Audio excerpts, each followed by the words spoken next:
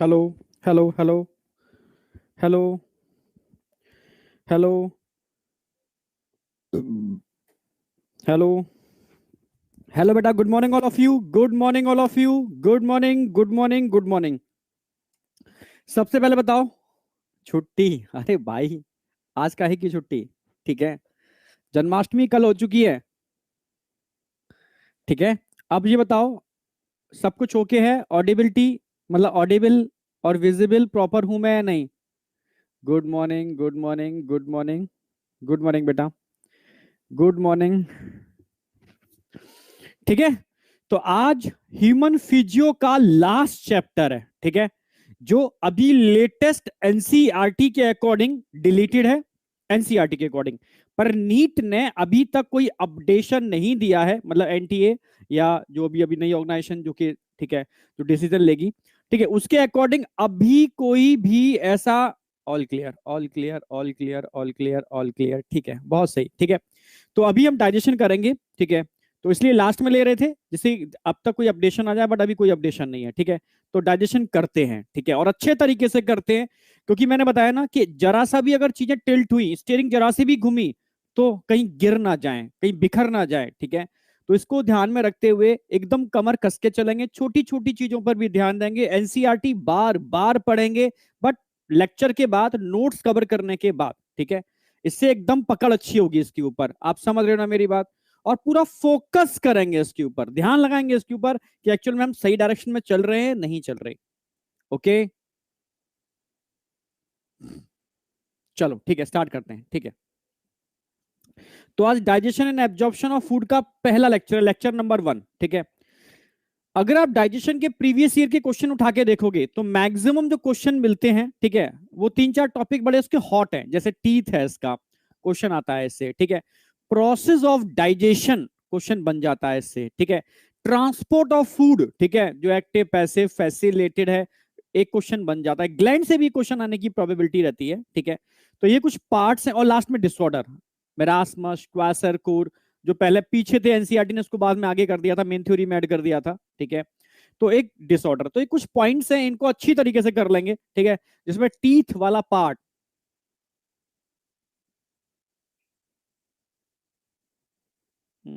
एक मिनट एक मिनट,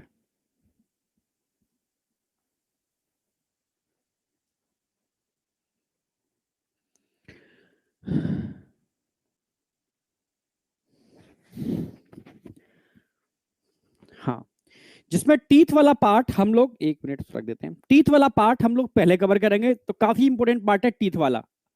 हाँ, टिश्यू टिश्यू भी करेंगे इस ह्यूमन फिजियो के बाद। ठीक है, टिश्यू ह्यूमन फिजियो का पार्ट नहीं है। ठीक है, structural organisation in animal human, मैंने बताया ना, ह्यूमन फिजियो आज खत्म कर देते हैं। इसके बाद स्टार्ट करेंगे स्ट्रक्चरल ऑर्गेनाइजेशन इन एनिमल्स। ठीक है, और फिर हम बस लास्ट में हमारा जो चैप्टर बचेगा इसके अंदर, 11th वाले पार्ट के अंदर, बायोमोलिक्यूल सर ने कराई दिया, तो वो भी फ्री हो गए उससे। और क्या बचा? Animal kingdom last. ठीक है, तो अब मेरा जो टारगेट था, जो मैं लेके चला था स्टार्टिंग में, कि मुझे कब कब कैसे कैसे खत्म करना है, दिवाली से पहले नहीं, दिवाली तक मैं 11th पूरा एकदम पैक्ड करना चाहता हूँ, एकदम परफेक्टली। ठीक है, एकदम सेट। और दिवाली के जस्ट बाद 12th, क्योंकि 12th के लिए 2 महीने चाहिए होते हैं। ठीक है, तो दिवाली के बाद 2 महीने के अंदर हम 12th करा देंगे।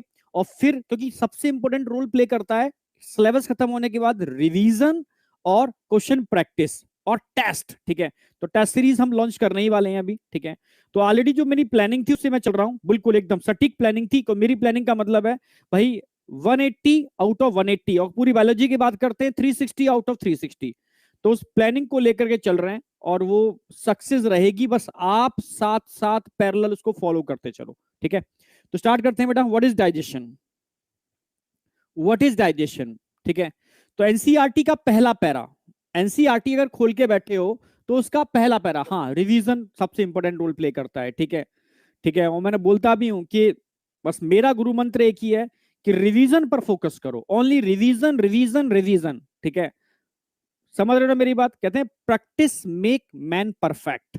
जितना ज्यादा प्रैक्टिस करोगे, जितना ज्यादा प्रैक्टिस करोगे, मतलब आप उस चीज के धुरंधर हो जाओगे, चाहे वो कितनी भी डिफिकल्ट क्यों ना हो। बस प्रैक्टिस पर फोकस करो, प्रैक्टिस पर फोकस करो, कितनी भी हार्ड क्यों ना हो। ठीक है, आप समझ रहे हो, वो भी मोल्ड हो जाएगी, वो भी चेंज हो जाएगी, ठीक है। और एक बार मैंने बोला भी था कि अगर कुएं की रस्सी पत्थर पर लगातार घिसते रहो घिसते रहो घिसते रहो, पत्थर में भी वो ग्रूव यानी दरार पैदा कर देगी। दरार का मतलब नहीं बोलेंगे, खांच पैदा कर देगी उसके अंदर, समझ रहे हो ना। तो ये प्रैक्टिस बहुत इंपॉर्टेंट रोल प्ले करती है। जिस चीज की आप प्रैक्टिस ज्यादा करोगे, चाहे कितनी भी डिफिकल्ट हो, मैं सच कह रहा हूं, आप उसके धुरंधर हो जाओगे। और जब आप जिस चीज के धुरंधर हो, चाहे कोई भी चीज क्यों ना हो, चाहे वो पढ़ाई हो, चाहे वो कोई गेम हो, या कोई मतलब आपका जो हॉबी हो, जिस चीज की आप धुरंधर बनते हो, मतलब फिर आप से टक्कर लेने वाला कोई होना नहीं चाहिए उसके अंदर, धुरंधर बनते हो, तो लक्ष्मी माँ आपके, समझ रहे हो ना, साथ आएंगी ही आएंगी। इसलिए मत सोचो ज्यादा, ठीक है। और लक्ष्मी माँ का मतलब है कहीं ना कहीं पैसा, जो आपकी फैमिली में जो भी दिक्कतें चल रही हैं उसको सॉल्व करने में हेल्प करता है। क्लियर बिल्कुल। तो स्टार्ट करें। हाँ, डीपीपी करनी है भाई, डीपीपी करनी है, डीपीपी। अच्छा, अभी कोई नहीं, अभी अपलोड कराता हूँ, फोन करता हूँ मैं, ठीक है। कहीं ना कहीं ऐप में कहीं दिक्कत अगर आ रही होगी अपलोडिंग में, मैं बात करूंगा। डीपीपी आपकी एडवांस तैयार हो रही है, एडवांस, ठीक है। बट कभी ना कभी कोई दिक्कत आती है, टेक्निकल इश्यू आता है, तो उसको हम लोग एक मतलब कुछ चीजों में यार हम लोग कमजोर होते हैं, ठीक है। तो उसमें हम लोग देख रहे हैं कहाँ के दिक्कत आ रही है, उसको अपडेट करा देंगे। टेंशन मत करो, टेंशन मत करो, ठीक है। वही चीजें बन रही हैं, ठीक है, टेंशन मत करो, ठीक है। चलो, तो बात चल रही थी what is digestion, what is digestion, ठीक है। तो एनसीईआरटी के अकॉर्डिंग अगर मैं बात करूं, वो सिंपल डेफिनेशन है, ठीक है। आप जो फूड इनटेक करते हो, जो खाना आप खाते हो, ठीक है, आप समझ रहे हो, क्या उस फूड का डायरेक्टली एब्जॉर्प्शन हो सकता है? भाई आप खाना खाते क्यों? एनर्जी के लिए, ठीक है। आप फूड क्यों इनटेक कर रहे हो? एनर्जी ले पाओ आप उससे। समझने की कोशिश करना, बिल्कुल जीरो से स्टार्ट करूंगा, एकदम हर चीज क्लियर कराते हुए। ये स्टमक, स्मॉल इंटेस्टाइन,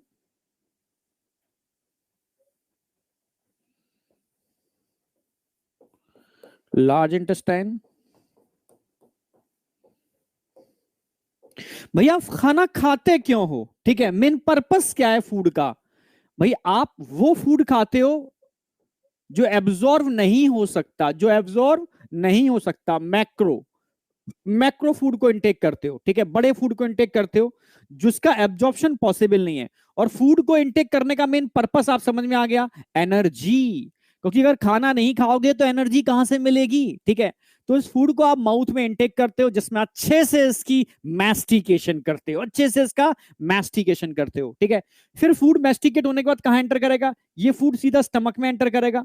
फूड कहां पर एंटर करने वाला है? ये फूड सीधा स्टमक में एंटर करने वाला है, ठीक है। यहां से सीधा कहां जाएगा? स्टमक में। स्टमक में इसकी फिर चर्निंग होगी। क्या होगी? चर्निंग। आप समझना मेरी बात। चर्निंग का मतलब होता है और छोटे छोटे पार्टों में टूटेगा, स्टमक के जो कॉन्ट्रेक्शन होते हैं उसको चर्निंग बोलते हैं, समझना। और फिर आपका ये फूड कहां पहुंचेगा? ये फूड पहुंचेगा आपका एलिमेंट्री कैनाल के अंदर, और छोटे छोटे मॉलिक्यूल में कन्वर्ट होकर, और छोटे छोटे मॉलिक्यूल में कन्वर्ट होकर, जहां से इसका क्या होगा? एब्जॉर्प्शन। क्या होगा इसका? एब्जॉर्प्शन। और आफ्टर एब्जॉर्प्शन क्या होगा? इसका ब्रेकडाउन होगा।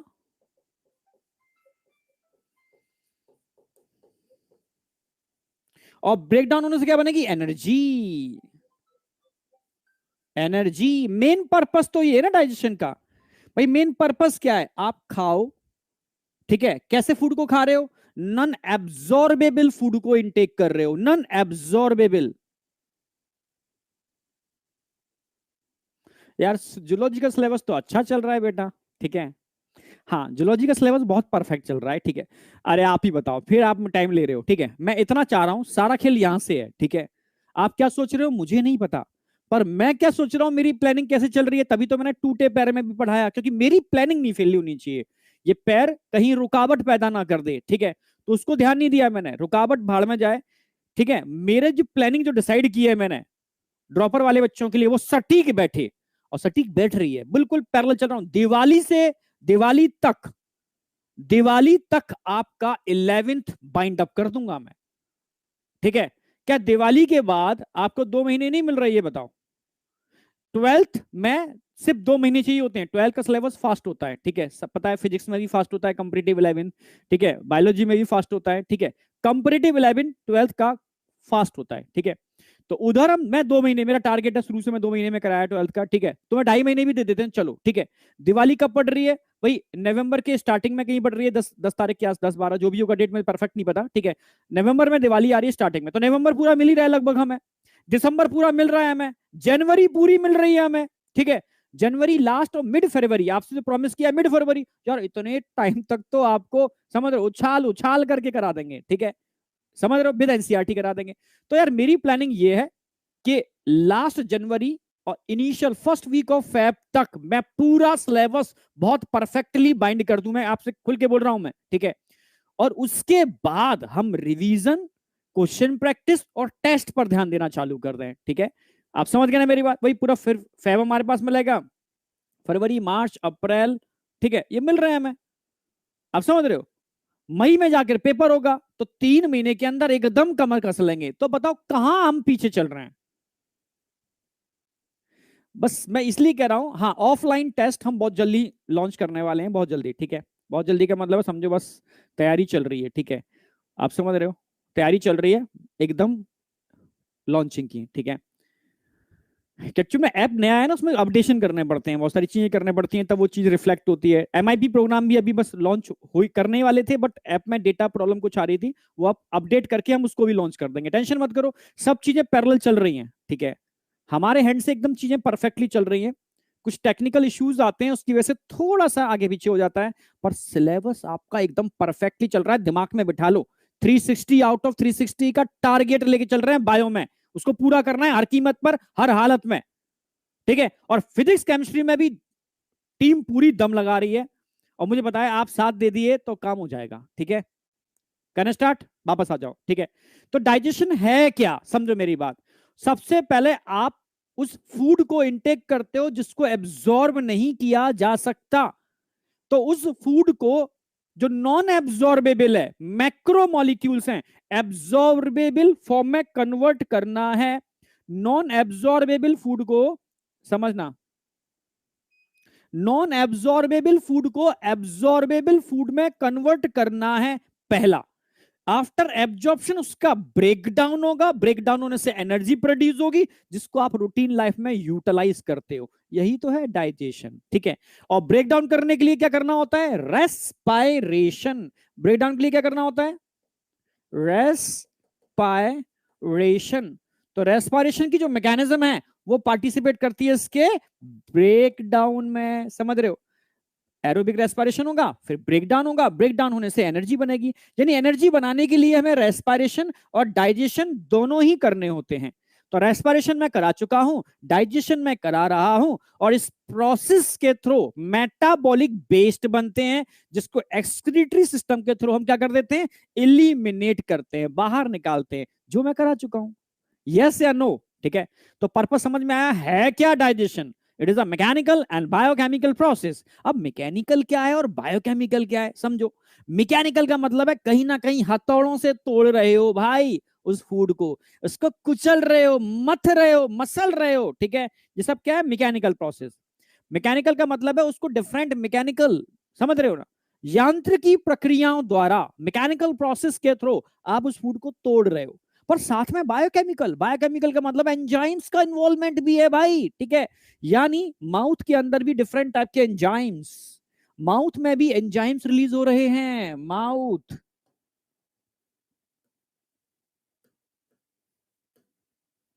एंजाइम्स, अगर मैं एंजाइम्स की बात करूं, सलाइवरी ग्लैंड एंजाइम रिलीज कर रहे हैं, गैस्ट्रिक ग्लैंड एंजाइम रिलीज कर रहे हैं, और इंटेस्टाइनल ग्लैंड तो एंजाइम रिलीज करते ही हैं।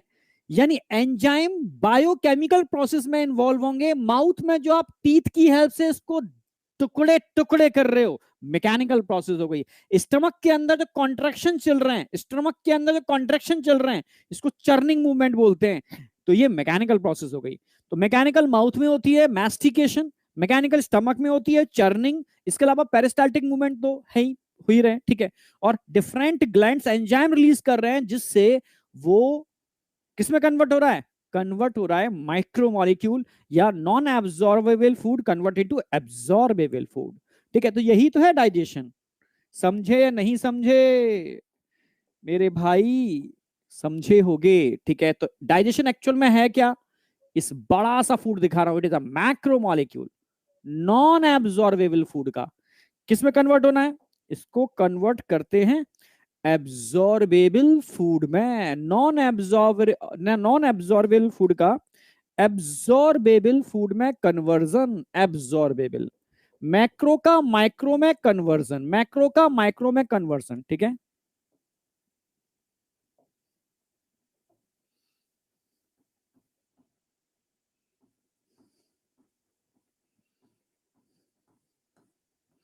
नॉन एब्जॉर्बेबल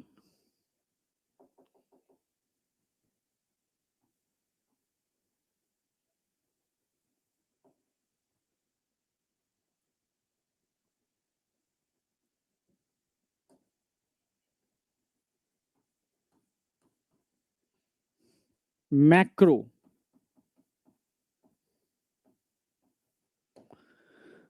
एब्जॉर्बेबल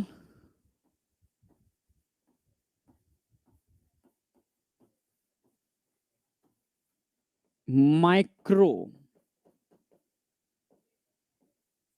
में कन्वर्ट होना, यही है डाइजेशन। जो कैसी प्रोसेस है? मैकेनिकल एंड बायोकेमिकल, ठीक है। जिसके अंदर कौन, कैसी प्रोसेस है? Mechanical and biochemical. जिसके अंदर कौन पार्टिसिपेट कर रहा है? इसमें चर्निंग पार्टिसिपेट कर रही है, चर्निंग और मैस्टिकेशन। मैस्टिकेशन,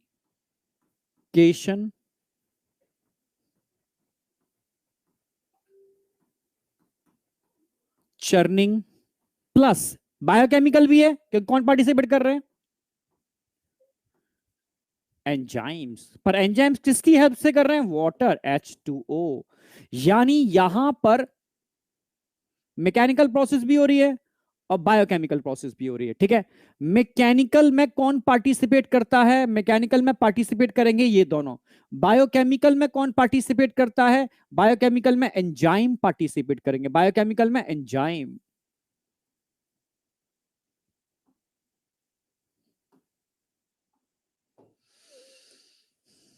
एंजाइम्स का पार्टिसिपेशन होगा, ठीक है। तो मैकेनिकल का मतलब है मैस्टिकेशन, और मैस्टिकेशन कहां हो रहा है? माउथ के अंदर। मैस्टिकेशन कहां हो रहा है? माउथ के अंदर। मैस्टिकेशन कहां हो रहा है? माउथ। चर्निंग कहां हो रही है? स्टमक।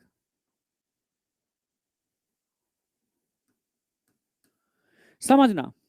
और एंजाइम्स ग्लैंड से निकल रहे हैं। सिंपल सी बात, समझे या नहीं समझे? हाँ, चर्निंग की बात कर रहा हूं। चर्निंग कहां होती है? स्टमक में होती है। स्टमक के अंदर कॉन्ट्रैक्शन, तभी कहते हैं खाना खाने के बाद, खाना खाने के बाद 10 मिनट धीरे धीरे टहलना चाहिए, जिससे कॉन्ट्रैक्शन बढ़िया हो जाए, प्रॉपर चर्निंग हो, अच्छे से फूड का, ठीक है, डाइजेशन हो। इसलिए टहलना बहुत जरूरी होता है, पर धीरे धीरे। अगर यही आप तेज टहलना चालू कर दोगे तो आपका सिंपैथेटिक एक्टिवेट हो जाएगा, और सिंपैथेटिक डाइजेशन का अपोज करता है, ठीक है, डाइजेशन को इनहिबिट करता है। तो उल्टा हो जाएगा, अगर तेज टहलोगे, दौड़ोगे, तो डाइजेशन रुक जाएगा, इनडाइजेशन की प्रॉब्लम हो जाएगी और समस्या आ जाएगी, ठीक है। तभी कहते हैं खाना हमेशा ध्यान से खाओ, पूरा फोकस करके खाओ। जब खाने पर ध्यान लगाते हो ना, तो ऑटोमेटिकली सारे ग्लैंड, आपका जठर तंत्र, ठीक है, गैस्ट्रिक ग्लैंड और सारे सिक्रेशन परफेक्टली होना चालू हो जाते हैं। सारा खेल यहां से, फोकस फोकस, अपने हर चीज पर फोकस करो। खाना खाओ तो खाने पर फोकस करो, जिससे सारे के सारे आपके ग्लैंड एक्टिवेट हो जाएं। जब पढ़ाई करो तो पढ़ाई पर फोकस करो, जिससे पूरा का पूरा न्यूरोट्रांसमीटर सिस्टम आपके पढ़ाई पर फोकस हो जाए, ठीक है। मैंने बताया था ना कि सन की लाइट डिफ्यूज फॉर्म में है, कुछ नहीं बिगाड़ सकती, मगर अगर आप उसको लेंस से कन्वर्ट कर दो तो एकदम पेपर में आग लगा देती है। हमेशा ध्यान देखा होगा आपने ये वाली बात, ठीक है, एक्सपेरिमेंट भी किए होंगे, ठीक है। यानी फोकस, जब आप चीज को फोकस करते हो तो वहां आग लग जाती है। एनर्जी जब एक जगह इकट्ठी होती है ना, तो कुछ भी कर सकती है, इम्पॉसिबल चीज को भी पॉसिबल में कन्वर्ट कर सकती है। इसलिए मैं कहता हूं जो करो, अगर मूवी देखने जाओ तो पूरा फोकस मूवी पे होना चाहिए, भूल जाओ उस समय, ठीक है, पढ़ाई क्या करनी है क्या नहीं करनी। 3 घंटे एक पिक्चर देख रहे हो तो पूरा फोकस ऑन मूवी, ठीक है, ओनली मूवी में फोकस करो, उस 3 घंटे आप एकदम एंजॉय करो। फिर 3 घंटे बाद जब पढ़ाई करने बैठो तो फोकस ऑन ओनली और ओनली स्टडी। जो बच्चे एक जगह फोकस करते हैं, एक जगह ध्यान लगाते हैं, ठीक है, आप समझ रहे हो, एनर्जी का लेवल उनका अल्टीमेट होता है, अल्टीमेट। तभी तो हम कहते हैं ध्यान लगाओ। ध्यान का मतलब है मेडिटेशन, ठीक है। आप जिस चीज पर ध्यान लगाना चालू कर दोगे वहां ऑटोमेटिकली एनर्जी का लेवल बढ़ना चालू हो जाएगा ऑटोमेटिकली, ठीक है। तभी तो कहते हैं जो लोग ध्यान मेडिटेशन करते हैं, मेडिटेशन के लिए आंखें बंद करके बैठना ही जरूरी नहीं है, आप जो काम कर रहे हो उसको ध्यान से करो, ठीक है। चल रहे हो उसको ध्यान से चलो, आपको पता नहीं चाहिए चल कैसे रहे हो आप, ठीक है। आपका पोस्चर प्रॉपर होना चाहिए, आपके खाने का तरीका प्रॉपर होना चाहिए, पढ़ने का तरीका प्रॉपर होना चाहिए। जब आप इस ध्यान की मुद्राओं को समझना चालू कर दोगे ना, तो ऑटोमेटिकली आपका एनर्जी का स्तर बढ़ना चालू हो जाएगा ऑटोमेटिकली, ठीक है। तो जो करो ध्यान से करो, फोकस करके करो, ठीक है। तो मैं सच कह रहा हूं, प्रकृति की जो एनर्जी है, कॉस्मिक एनर्जी, आपके अंदर उसका लेवल ऑटोमेटिकली इंक्रीज हो जाएगा, ठीक है। आपके ऑरा ऑटोमेटिकली चेंज हो जाएंगे, करके देखो आप खुद फील करोगे इस चीज को, ठीक है। तो सीधी सी बात है, यहां पर हम मैकेनिकल और बायोकेमिकल प्रोसेस की बात कर रहे हैं, ठीक है। अगर मैकेनिकल प्रोसेस की बात कर रहा हूं तो माउथ के अंदर क्या हो रहा है, मैस्टिकेशन, मैस्टिकेशन, अच्छे से दांतों से फूड को चबा रहे हो। स्टमक में क्या हो रहा है, स्टमक में क्या हो रहा है, चर्निंग, और डिफरेंट एंजाइम क्या काम कर रहे हैं, बायोकेमिकल प्रोसेस, ठीक है। इसमें वाटर का बहुत इंपॉर्टेंट रोल होता है, एनसीईआरटी की एक लाइन भी है, उस पर नीट में क्वेश्चन भी आता है, ठीक है, कि water play important role in metabolic process, it is a catabolism, ठीक है। ब्रेक डाउन, फूड को तोड़ रहे हो, कैटाबॉलिज्म। तो यहां ध्यान रखना है, एक तो वाटर पे क्वेश्चन बनता है, एक क्वेश्चन एंजाइम पर बनता है, ये आए हुए क्वेश्चन है, एक क्वेश्चन एंजाइम पर बनता है कि डाइजेशन के अंदर जितने भी एंजाइम पार्टिसिपेट करते हैं ना, वो किस टाइप के एंजाइम होते हैं। डाइजेशन के अंदर जितने भी एंजाइम पार्टिसिपेट करते हैं वो हाइड्रोलिसिस करते हैं, हाइड्रोलाइजिंग एंजाइम है, यानी पानी पिला पिला के तोड़ते हैं, समझ रहे ना मेरी बात, पानी पिला पिला के तोड़ते हैं, यानी पानी पिला पिला के तोड़ते हैं, ब्रेक करते हैं, यानी all digestive enzyme are hydrolase, ये क्वेश्चन आया हुआ है all.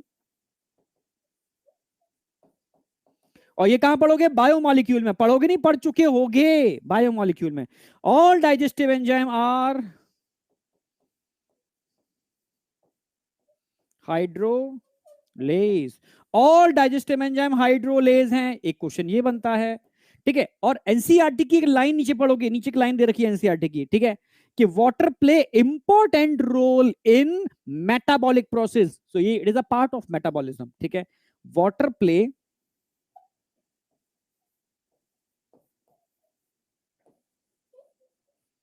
important role in metabolic process।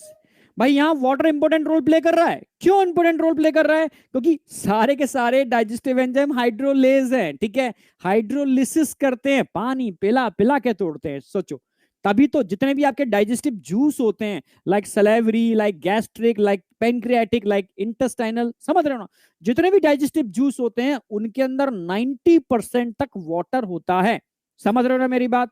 इसका मतलब ये नहीं है एंजाइम हाइड्रोलेस है तो सर खाने के संग तो बोतल भर भर के पानी पीना चाहिए, नो, वो पानी बेकार होता है, क्योंकि वो पानी आपके डाइजेशन की प्रोसेस को बर्बाद कर सकता है, क्योंकि आपके फूड को वहां क्या कर देगा, डाइल्यूट कर देगा। जितना फूड डाइल्यूट ज्यादा हो जाएगा उतना समझ लो होल्डिंग कैपेसिटी उसकी रिड्यूस हो जाएगी इंटेस्टाइन के अंदर, वो फ्लो तेजी से करेगा, तो प्रॉपर एंजाइमेटिकल एक्शन नहीं होंगे, जिससे प्रॉपर डाइजेशन नहीं होगा। इसलिए खाना खाते वक्त पानी नहीं पीना चाहिए, ठीक है। खाना खाने से पहले पी लो, और खाना खाने के कम से कम आधा से 1 घंटे बाद पानी इंटेक करो, समझ रहे हो, क्योंकि फूड अगर इंटेस्टाइन में होल्ड नहीं होगा तो लार्ज इंटेस्टाइन में पहुंचेगा, जहां पर डाइजेशन नहीं होता फिर वहां तो उसका फर्मेंटेशन होता है, ब्रेक डाउन, सड़ता है। तो अच्छे भले खाने का, आपने महंगे महंगे फूड का काजू पिस्ता बादाम खाए, होल्ड ही नहीं किया और बर्बाद कर दिया सारा का सारा लार्ज इंटेस्टाइन में पहुंचा करके। तो कोशिश करो खाना खाते वक्त पानी नहीं पीना, क्योंकि वही खाने को आपको स्मॉल इंटेस्टाइन में होल्ड करना है, रोकना है आधा से 1 घंटे तक, तभी तो एंजाइम काम करेंगे, तभी तो वो डाइजेस्ट होगा। अगर तुमने पानी पिला करके सीधा लार्ज इंटेस्टाइन में पहुंचा दिया, वहां तो सड़ेगा भाई, तो आपने खाया पिया सब बर्बाद कर दिया, ठीक है। समझ में आ गया होगा। तो ये कंसेप्ट सारे क्लियर हैं डाइजेशन से रिलेटेड। एनसीईआरटी का एक पहला पैरा, फर्स्ट पैरा की बात कर रहा हूं, लिख लो जिसको भी लिखना है। अब मैं सेकंड पैरा की बात करूंगा, सेकंड पैरा पे आ जाओ। एनसीईआरटी सेकंड पैरा में क्या बताती है, यहां तक कोई डाउट है, वाह यही आग चाहिए, आग आ गई, इसका मतलब क्रिस्टल क्लियर, बहुत बढ़िया, यही क्रिस्टल क्लियर चाहिए था मुझे, डन, सुपर सुपर, ठीक है। तो अब बात करते हैं आगे, भाई डाइजेस्टिव सिस्टम में एनसीईआरटी के सेकंड पैरा में क्या बताने की कोशिश की है? सेकंड पैरा में बताने की कोशिश की है, अच्छा आज आपको बता दूं, आज मेरा प्लास्टर हट गया है, ठीक है, प्लास्टर हट चुका है, ठीक है, आज बिना प्लास्टर के पढ़ा रहा हूं, बड़ा अच्छा फील कर रहा हूं, ठीक है। हाँ, आगे आ जाओ, ठीक है। तो द डाइजेस्टिव सिस्टम की अगर मैं बात करूं, समझना मेरी बात, तो डाइजेस्टिव सिस्टम में हम दो चीजें पढ़ने वाले हैं। सबसे पहले हम पढ़ने वाले हैं यहां पर इसमें कौन कौन से ग्लैंड पार्टिसिपेट करते हैं, ठीक है, सारा ग्लैंड के बारे में पढ़ेंगे, और फिर हम पढ़ेंगे इसमें एलिमेंट्री किनाल और उसमें होने वाला डाइजेशन, समझ रहे हो? तो डाइजेस्टिव सिस्टम में एनसीईआरटी में दो चीजें दे रखी हैं, एसोसिएटेड ग्लैंड्स, कौन कौन से ग्लैंड्स आप कवर करने वाले हो, और एलिमेंट्री किनाल, तो आप मैं पढ़ाऊंगा आपको salivary glands, gastric glands, pancreas पढ़ाऊंगा डिटेल में अलग से, लिवर पढ़ाऊंगा और इंटेस्टाइनल ग्लैंड भी पढ़ाऊंगा, क्योंकि एनसीईआरटी ने इंटेस्टाइनल ग्लैंड को अलग से नहीं दे रखा, वो प्रोसेस ऑफ डाइजेशन में इंक्लूड कर दिया है। इसलिए डायरेक्ट एनसीईआरटी से बच्चे के समझ नहीं आता, तो मैंने इन ग्लैंड्स को एनसीईआरटी से निकाल के अलग करके समझाया, जिससे कि एकदम परफेक्टली कंसेप्ट जनरेट हो पाए, समझे? चलो ठीक है। और फिर हम बात करेंगे एलिमेंट्री कैनाल, यानी आहार नाल, समझ रहे हो ना मेरी बात? मतलब आपकी गट, मतलब डाइजेस्टिव ट्रैक की बात चल रही है, ठीक है। ये वो इंसान है जो खाएगा पिएगा और पचाएगा, ठीक है। ये इसकी ईसोफेगस है, ये इसका जे शेप स्टमक है, तो ये इसकी इंटेस्टाइन है। क्लियर है बिल्कुल?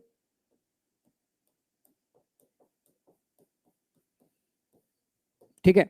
ये पूरा ट्रैक है ना, इस पूरे ट्रैक की अगर मैं लेंथ की बात करता हूं तो लगभग 6 से लेकर 9 मीटर तक होती है, जो माउथ से स्टार्ट होता है, माउथ,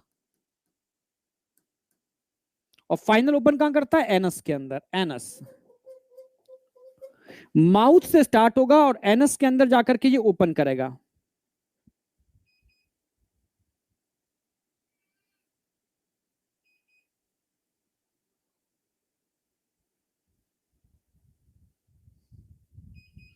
माउथ से स्टार्ट होगा, फाइनल एनस में जाके ओपन करेगा।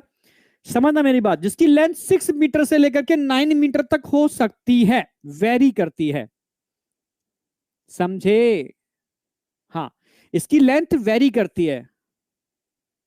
अब लेग परफेक्ट है, थोड़ा पेन तो रहेगा क्योंकि प्लास्टर हटा है एकदम, ठीक है, तो चल रहा है, थोड़ा सा ट्रीटमेंट चलेगा, ठीक है, हल्का हल्का ध्यान रख करके चीजें सब ओके हो जाएंगी, ठीक है। तो सीधी सी बात है, 6 to 9 मीटर। अब देखो छोटा सा इंसान है, ठीक है, तो उसकी इंटेस्टाइन तो कंपेरेटिव उसकी बॉडी के अकॉर्डिंग होगी, अगर कोई खलीला एक स्ट्रक्चर है तो उसकी इंटेस्टाइन उसके अकॉर्डिंग होगी, तो इंटेस्टाइन भी वेरी करती है पर्सन टू पर्सन, समझे? अमन, इधर आ जाओ, ठीक है। चलो, लेंथ क्लियर है बिल्कुल। अब पूरी गट को हम 3 पार्ट में डिवाइड करेंगे, फोर गट, मिड गट और हाइंड गट, जिसमें मिड गट का ओरिजिन एक्चुअल में एंडोडर्मल है, ओनली मिड गट का, और मोस्टली पार्ट एलिमेंट्री कैनाल में मिड गट ही होती है। फोर गट तो देखो upper part of alimentary canal, जैसे बक्कल कैविटी हो गई और अपर ईसोफेगस हो गई, बक्कल कैविटी वाला ये वाला रीजन, ये क्या हो गया? फोर गट। एनल कैनाल जो लास्ट में दे रखी है, ठीक है, वो वाला पार्ट क्या हो गया? वो हो गई हाइंड गट। और जो रिमेनिंग पार्ट बचा, मैक्सिमम रिमेनिंग पार्ट, वो उसकी मिड गट है, तो मिड गट इसका मैक्सिमम वाला पार्ट होता है, मैक्सिमम तो मिड गट ही होती है इसके अंदर, मैक्सिमम मिड गट होती है। एंडोडर्मल जिसका ओरिजिन होता है, मैक्सिमम मिड गट होती है, ठीक है, एंडोडर्म इसकी, ठीक है, जो मिड गट होती है मोस्टली एंडोडर्म से मिलकर के बनी होती है, ठीक है। चलो भाई, अब एक एक करके स्टार्ट करते हैं। सबसे पहले मैं बात करूंगा इसका, ठीक है, माउथ, माउथ से स्टार्ट करेंगे। माउथ में भी हम बक्कल कैविटी की बात करेंगे, ठीक है। तो इंटेस्टाइन, ये डायग्राम तो क्लियर है ही, इसमें तो कोई डाउट होगा ही नहीं आपको कि भाई ये पैरोटिड ग्लैंड है, ये पढ़ने वाले हैं हम, ठीक है। सैलिवरी ग्लैंड के अंदर मैक्सिलरी, सब मैंडिबुलर और पैरोटिड, तीन है, तीन ग्लैंड पढ़ेंगे हम, ठीक है। स्टमक पढ़ेंगे इसके बाद हम, गैस्ट्रिक ग्लैंड के अंदर, ठीक है। फिर लिवर और गॉल ब्लैडर पढ़ेंगे हम।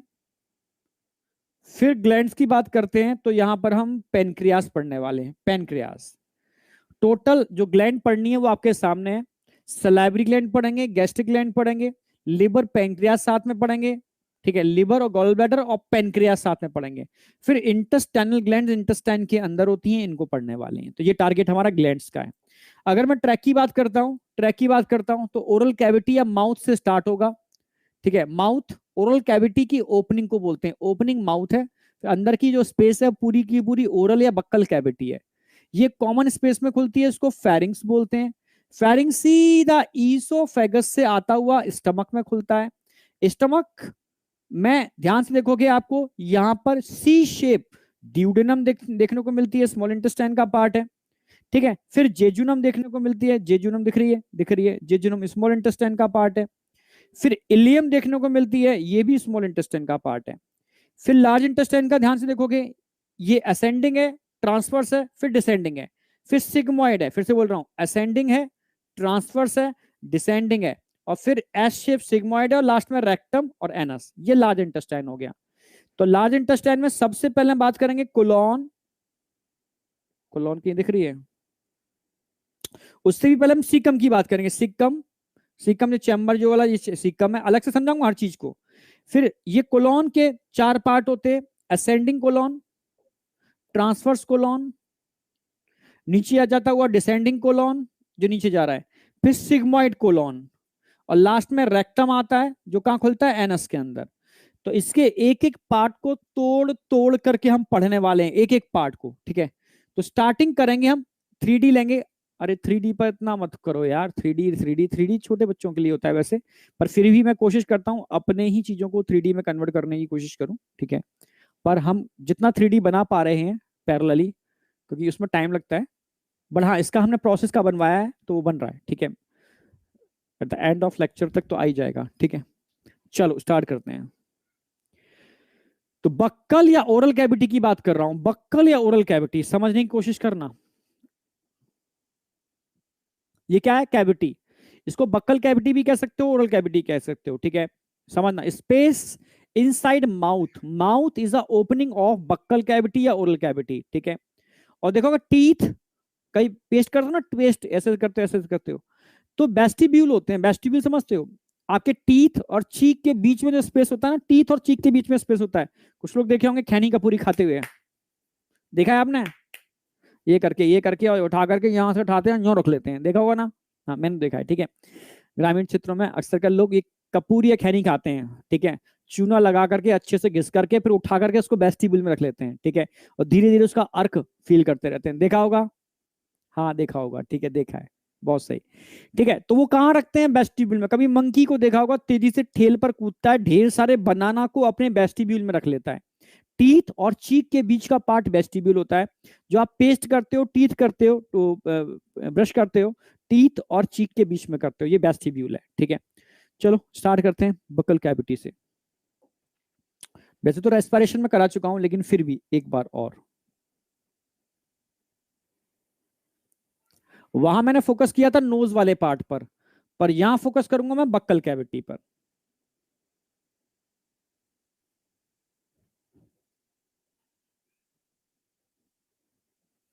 वहां इस पर फोकस किया था, इस पर फोकस नहीं कर रहे हैं हम लोग। ठीक है, हम फोकस करेंगे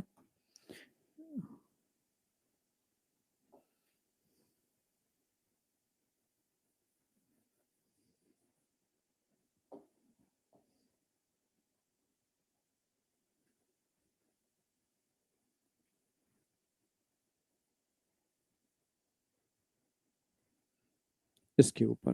ठीक है,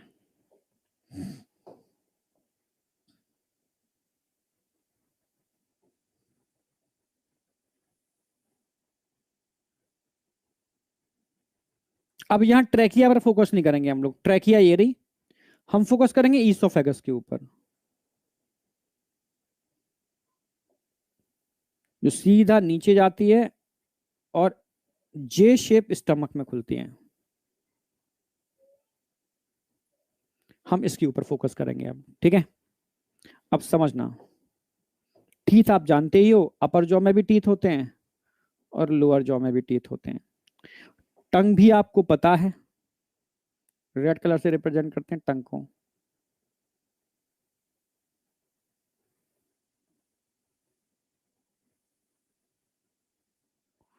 और टंग को बकल कैविटी से जोड़ने के लिए होल्ड करने के लिए यहां कुछ लिगामेंट जैसे स्ट्रक्चर होते हैं, इसको फ्रेन्यूलम बोलते हैं, जो मैं पढ़ाऊंगा आगे।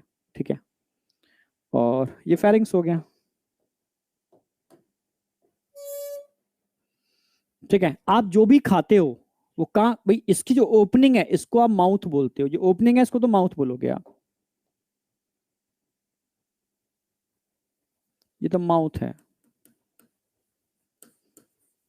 अंदर जो कैविटी दिख रही है ना, ये है ओरल कैविटी या बक्कल कैविटी।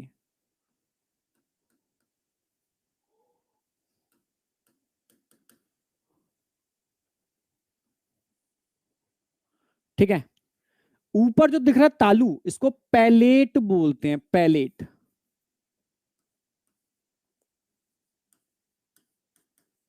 पैलेट ये स्टार्टिंग में तो हार्ड होता है, फिर पीछे जाके सॉफ्ट हो जाता है। Hard and soft palate. जो सॉफ्ट पैलेट होता है ना, इसी से एक स्ट्रक्चर बनता है हैंग करता हुआ, उसको यू वुल्ला।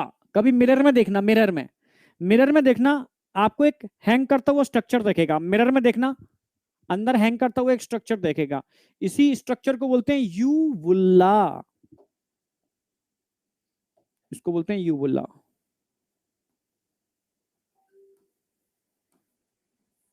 समझ रहे हो?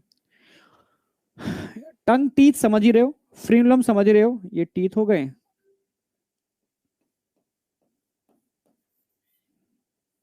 टंग हो गई, ये स्ट्रक्चर है, इसको फ्रीन्यूलम बोलते हैं।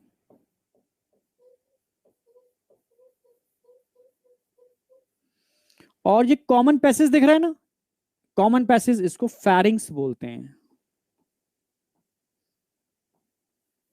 फेरिंग्स। अब यहां एयर पाइप की तो हम बात करेंगे नहीं, हम फूड पाइप की बात करेंगे, फूड पाइप की बात करेंगे, और इसको बोलते हैं ईसोफेगस, ईसोफेगस। और फूड पाइप की जो ओपनिंग होती है इसको क्या बोलते हैं? गलिट, गलिट। और इसके ऊपर कोई ढक्कन नहीं होता, समझ रहे हो?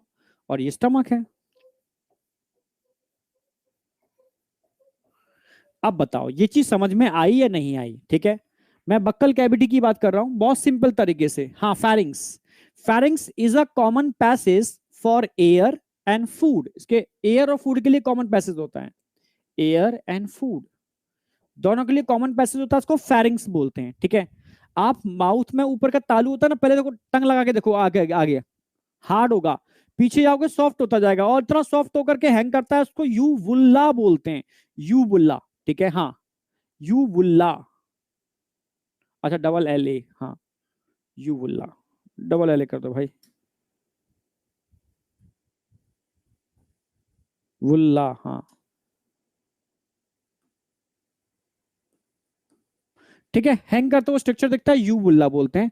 और pharynx is a common passage for air and food. ये हो गया ट्रैकिया, ट्रैकिया तो आप पढ़ोगे नहीं, ठीक है, आप ईसोफेगस पढ़ोगे, और ईसोफेगस की जो ओपनिंग है उसको गलिट बोलते हैं। ठीक है, और गलिट सीधे ईसोफेगस, ईसोफेगस सीधे स्टमक, जो मैं आगे पढ़ाऊंगा। आप बताओ यहां तक समझ में आया नहीं आया? यस या नो? ओके,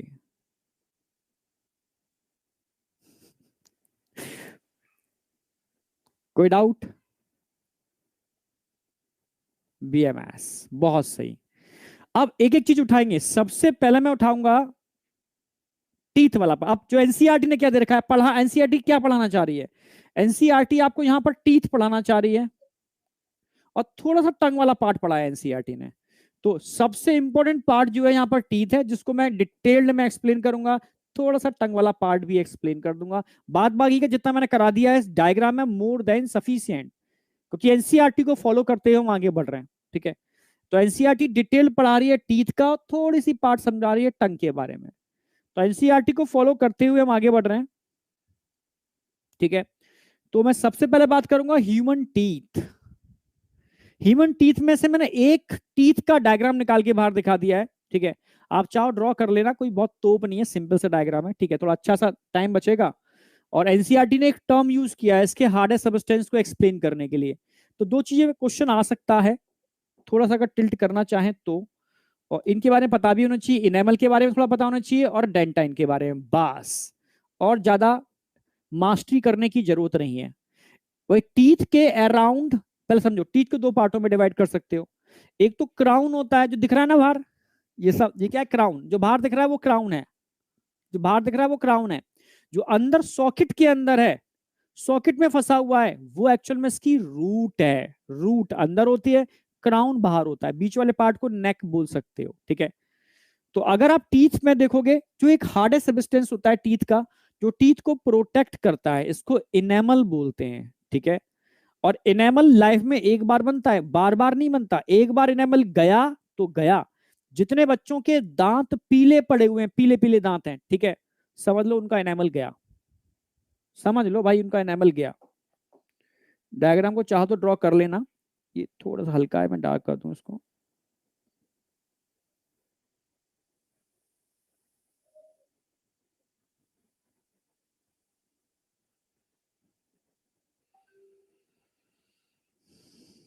ये डेंटाइन वाला पार्ट हो गया, ये डेंटाइन वाला पार्ट हो गया, ठीक है। तो डेंटाइन वाला पार्ट ये अंदर वाला हो गया। बाहर वाला पार्ट जो दिख रहा है, कवरिंग ऑफ डेंटाइन, इसको इनेमल बोलते हैं। और डेंटाइन के अंदर ही कैविटी होती है, इसको पल्प कैविटी बोलते हैं, ठीक है। तो क्या क्या याद रखना है आपको, याद रखने वाली बात बता दूं, इनेमल से रिलेटेड आपको याद रखना है दो तीन पॉइंट। इसका ओरिजिन क्या है एनिमल का, एक्टोडर्मल,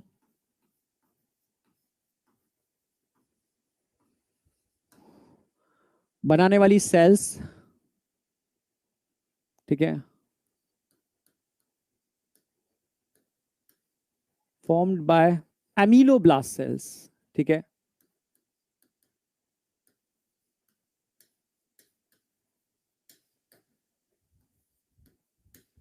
एमिलोब्लास्ट सेल्स, ठीक है। It is a hardest substance of body.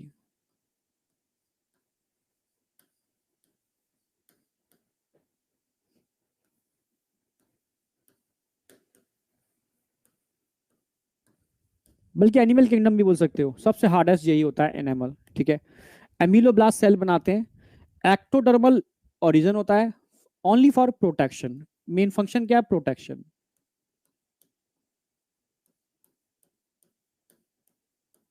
For protection, ठीक है। ऐसी अगर डेंटाइन की बात करता हूं, इसका ओरिजिन क्या होगा भाई, dentine is a bony part, तो बोनी पार्ट का ओरिजिन मीजोडर्मल होगा। ओरिजिन मीजोडर्मल होगा।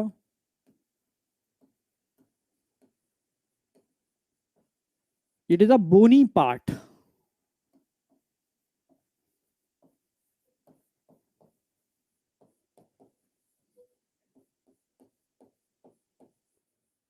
और इसको बनाने वाले सेल कौन से होते हैं, फॉर्म्ड बाय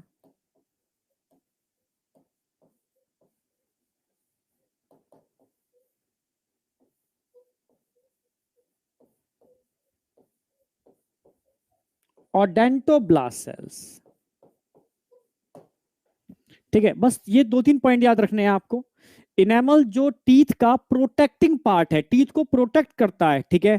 तो जिनके टीथ येलोइश दिख रहे हैं आपको, येलो टीथ दिखने का मतलब है आपको फ्लोरोसिस हो गई। आपके पानी में अगर फ्लोराइड ज्यादा है, फ्लोराइड ज्यादा है तो ध्यान रखा करो, आप उन पेस्ट को यूज किया करो जिनमें फ्लोराइड नहीं होता, ठीक है। टूथपेस्ट पे लिखा होता है, पर हम उल्टा करते हैं। भाई फ्लोराइड ज्यादा है और फिर भी हम उन पेस्ट को यूज कर रहे हैं जिनमें फ्लोराइड ऑलरेडी प्रेजेंट है। तो फ्लोराइड ऑलरेडी ज्यादा है और तुम फ्लोराइड और दे रहे हो, तो येलोइश, भाई टीथ व्हाइट होने की जगह येलो हो जाएंगे, येलोइश ऑफ टीथ हो जाएगा, ठीक है। समझ रहे हो, येलोइश ऑफ टीथ हो जाएंगे, जिससे फ्लोरोसिस हो जाएगी और धीरे धीरे एनेमल डिके हो जाएगा। मानो एक तरीके से दांतों में जंग लग गई, नहीं भाई, लोहे में जंग लग जाती है तो लोहा डिके होना चालू हो जाता है। ऐसी दांतों की जो जंग है वो फ्लोराइड है, फ्लोरोसिस, ठीक है, डिपोजिशन ऑफ फ्लोराइड, ठीक है। Upper surface of teeth. इससे धीरे धीरे इनेमल आपका जाना चालू हो जाता है। ठीक है, गलती मत कर देना, कभी भी आप डेंटिस्ट के पास जाओगे तो डेंटिस्ट कहेगा यार गंदे हैं दांत तुम्हारे यार, एक काम करते हैं क्लीनिंग कर दें। ठीक है, आप कहोगे यार क्लीनिंग नहीं नहीं क्लीनिंग रहने दो, ठीक है फ्री में करेंगे भाई। ठीक है, तुम्हारा जो ट्रीटमेंट है ना वो तो बता ही चुके हैं आपको, आपकी क्लीनिंग फ्री में, और फ्री में भाई कर दे। ठीक है, बस उठाता है मशीन, भाई कोई केमिकल तो यूज नहीं कर रहा, वो सीधे घिस देगा दांतों को। जैसे घिसा दांतों को तो फ्लोराइड तो चलो हट जाएगी, ठीक है, पर आपका इनेमल चला जाएगा भाई। और इनेमल जाने का मतलब है अब आप उसके परमानेंट ग्राहक बन गए। ठीक है, अब आप उसके पास, समझ रहे हो, कभी कभी जाने वाले थे, अब आप समझ रहे हो उसका एंटरटेन करने के लिए आप बार बार जाओगे। ठीक है, वो जानता था कि इसको परमानेंट ग्राहक बनाना है तो उसका इनेमल उड़ा दो। ठीक है, तो इनेमल आपकी प्रोटेक्टिंग लेयर है, ध्यान रखा करो, उन पेस्ट को यूज किया करो जिनमें ऑलरेडी, ठीक है, फ्लोराइड नहीं है। अगर आप फ्लोराइड वाला पानी पी रहे हो जिसमें फ्लोराइड ज्यादा है, ठीक है, अगर फ्लोराइड आपकी मेंटेन्ड है तो उन पेस्ट को यूज करो जिसमें, ठीक है, फ्लोराइड मतलब हल्की लत चलेगी, या नॉन फ्लोराइड वाला यूज करोगे, ऑलरेडी पानी में फ्लोराइड बहुत ज्यादा है, क्योंकि नेचुरल वाटर कितने लोग पीते हैं, बहुत कम। ठीक है, समझे या नहीं समझे, तो बस यही ध्यान रखना है, dentine is a bony part of teeth, और डेंटाइन को बनाने वाले सेल, ठीक है, परमानेंटली डेंटाइन को बनाते रहते हैं, पर इनेमल लाइफ में एक बार बनता है। तो एनसीईआरटी की एक लाइन थी, उसको एक्सप्लेन करने के लिए थोड़ा सा स्ट्रक्चर समझा दिया है मैंने, मोर देन सफिशिएंट, इसके अलावा कुछ नहीं पढ़ना। ठीक है, अंदर एक बस नॉलेज थोड़ा दे देता हूं मैं, अंदर एक कैविटी होती है, इसको पल्प कैविटी बोलते हैं, डेंटल पल्प बोलते हैं।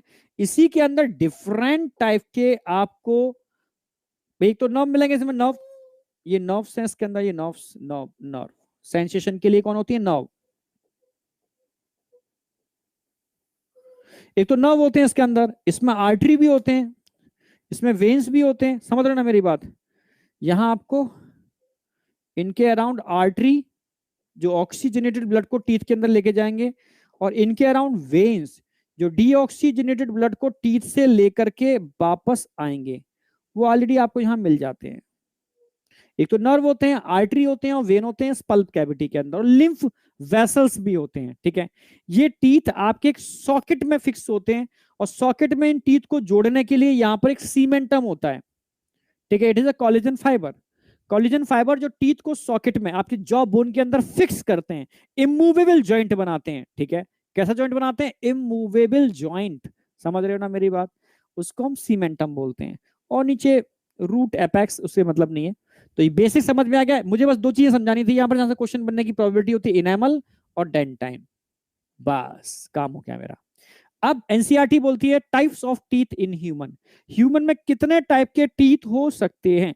तो ह्यूमन में अगर मैं टाइप्स ऑफ टीथ की बात करता हूं तो एनसीईआरटी ने 3 टाइप बोले हैं यहां पर। ठीक है, एक तो हमारे टीथ सॉकेट में फिक्स होते हैं, सॉकेट के अंदर होते हैं, ऐसे मानो, ठीक है, ये जॉ बोन है, ये टीथ है, टीथ कहां होगा, सॉकेट के अंदर फंसा हुआ होगा, सॉकेट के अंदर फंसा हुआ होगा। ठीक है, तभी तो रूट कहां होती है, सॉकेट के अंदर, क्राउन कहां होता है, ऊपर।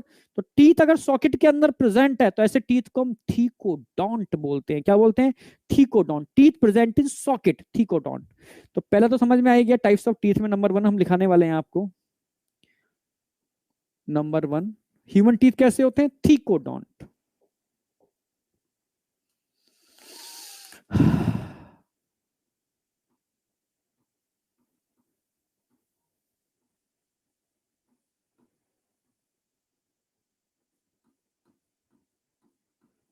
थीकोडोंट टीथ होते हैं हमारे, टीथ प्रेजेंट इन सॉकेट।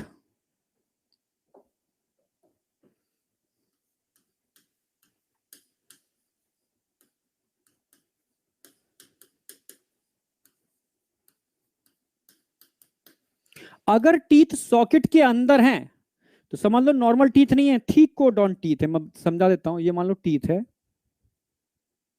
जिसका ऊपर वाला क्राउन है, इसमें ऐसे ऐसे ग्रुप बने हुए होते हैं, ये क्राउन वाला पार्ट है, जिसकी रूट है, टूटा होगा कभी दांत ऐसे देखा होगा, ठीक है, रूट है। और ये टीथ कहां होता है, ये जॉ बोन के सॉकेट में होगा, ये जॉ बोन का सॉकेट है, ये ऐसे, ये जॉ बोन का सॉकेट है ऐसे। और इसको इस अंदर जोड़ने के लिए यहां पर क्या होते हैं, मैंने बताया था, यहां पर कोलेजन फाइबर से मिलके बने हुआ सीमेंटम होता है, जो टीथ को सॉकेट में एकदम परफेक्टली फिक्स कर देता है।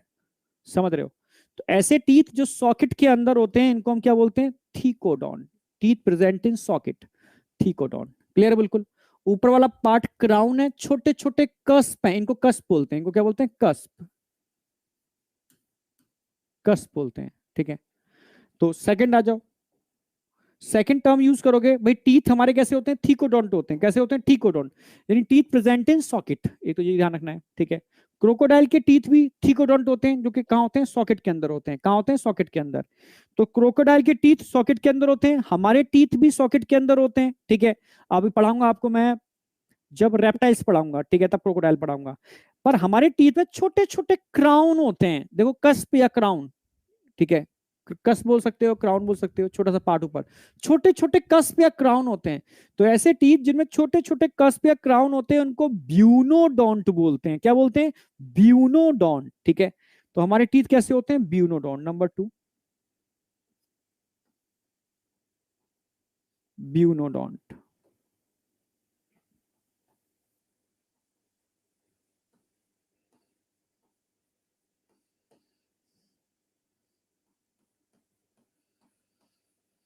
ब्यूनोडोंट टीथ, ठीक है। ब्यूनोडोंट का मतलब है जिसमें छोटे छोटे कस्प होते हैं, small cusp, teeth with small cusp.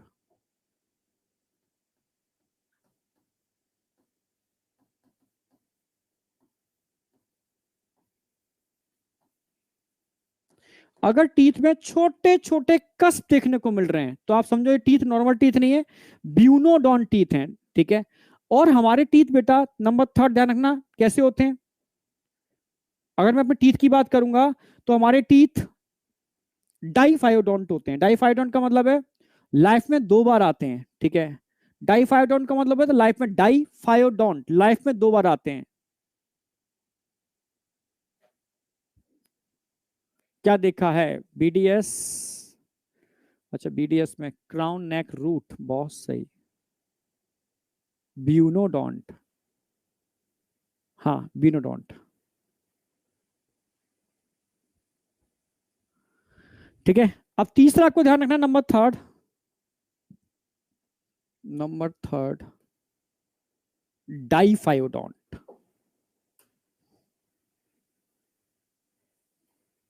Diphyodont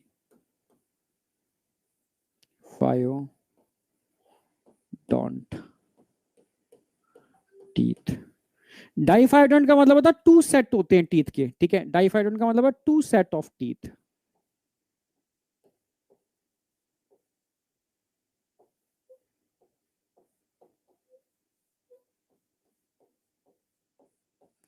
भाई टीथ के 2 सेट होते हैं, ठीक है। 2 सेट ऑफ टीथ, इसको डाइफायोडोंट बोलते हैं, ठीक है। अगर टीथ के 2 सेट हैं, तो वो टीथ नॉर्मल नहीं है, 2 सेट ऑफ टीथ यानी डाइफायोडोंट। जैसे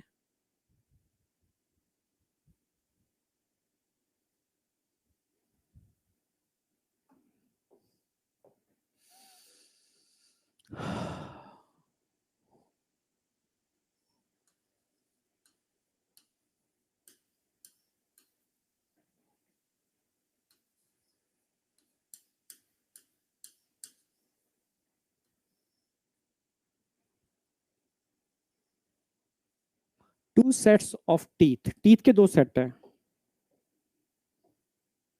जैसे नंबर 1, नंबर 2। एक को तो आप बोलोगे यहां पर प्राइमरी डेंटिशन, और एक को बोलोगे सेकेंडरी डेंटिशन।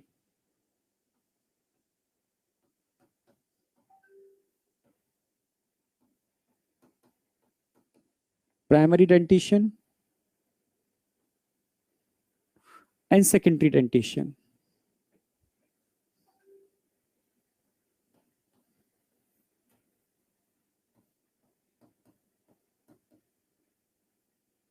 अब क्या है प्राइमरी डेंटिशन, सेकेंड, ये समझना, आप समझने वाला पार्ट बता रहा हूं मैं।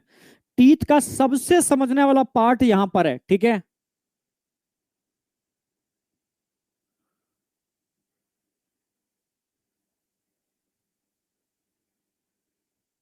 हाँ, बता रहा हूँ, वही वही प्राइमरी सेकेंडरी, ठीक है। प्राइमरी क्या है, सेकेंडरी क्या है, वही बता रहा हूँ मैं, ठीक है। हेट्रोडोंट अभी आए, उसमें भी आएगा, हेट्रोडोंट भी आएगा, भी बताऊंगा उसको भी, ठीक है। डिफरेंट टाइप्स ऑफ टीथ, ठीक है। क्योंकि एनसीईआरटी में ब्यूनोडोंट नहीं दे रखा, एनसीईआरटी में ब्यूनोडोंट नहीं दे रखा, एनसीईआरटी में थीकोडोंट, ठीक है, डाइफायोडोंट और हेट्रोडोंट दे रखा है, ठीक है, पर मैं बीनो भी ऐड करा दिया है मैंने। जैसे पुरानी एम्स पर है क्वेश्चन, अगर तुम लगाते हो, अगर लगाते हो तो तुम्हारे क्वेश्चन सॉल्व हो जाएंगे, ठीक है। तो प्राइमरी डेंटिशियन, जो प्राइमरी डेंटिशियन है ना, ये क्या है, ये मिल्क टीथ हैं।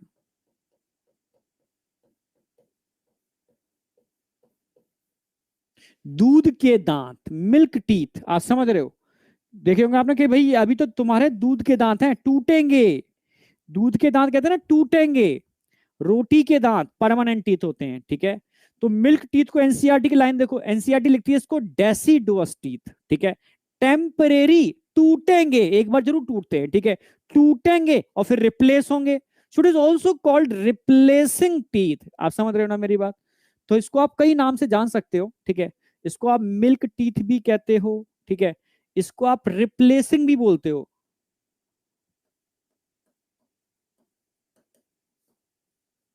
ठीक है, रिप्लेसिंग टीथ भी बोल सकते हो, या इसको आप डेसिडुअस,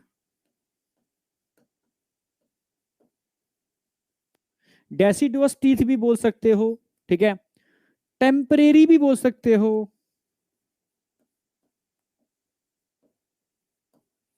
टेम्परेरी एटसेट्रा, बहुत सारे नाम है। Milk teeth, replacing teeth, deciduous teeth, आप समझ रहे हो, ठीक है। रिप्लेसिंग टीथ आप समझ गए ना, टेम्परेरी टीथ, बहुत सारे नाम दे सकते हो, वो आपकी इच्छा है, ठीक है। जबकि अगर मैं सेकेंडरी डेंटिशन की बात करता हूं तो ये परमानेंट टीथ होते हैं।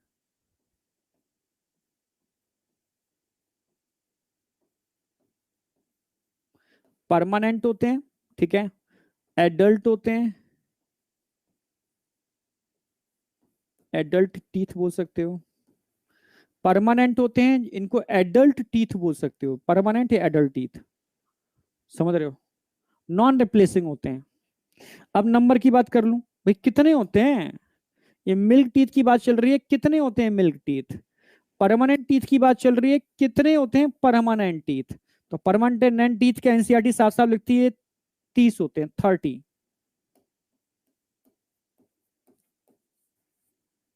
जबकि जो मिल्क टीथ होते हैं, दूध के दांत, सिर्फ 20 होते हैं, 20 टीथ। 20 दांत दूध के होते हैं और 30 दांत परमानेंट टीथ होते हैं। हाँ, इन परमानेंट टीथ में अगर मैं आपसे कहूं, ये टूटते हैं फिर दोबारा रिप्लेस होते हैं, ये टूटते हैं फिर रिप्लेस होते हैं, रिप्लेस होकर के 20 आ गए, फिर समझना, बहुत इंपॉर्टेंट बात बता रहा हूं 30 के लिए। 30 कैसे होते हैं, ये टूटेंगे, टूट करके 20 दांत फिर से बनेंगे, पर 12 दांत ऐसे होते हैं जो लाइफ में एक ही बार बनते हैं, समझ रहे हो। 20 तो वही दूध के दांत फिर टूट के दोबारा आ गए, जबकि 12 लाइफ में एक बार बनते हैं। इसलिए इन 20 दांतों को, जो प्राइमरी डेंटिशन का भी पार्ट है और सेकेंडरी डेंटिशन का भी पार्ट है, एक्चुअल में ये है डाइफायोडोंट, ठीक है। तो 20 टीथ होते हैं ना, ये डाइफायोडोंट है, 20 डाइफायोडोंट है, दो बार आएंगे।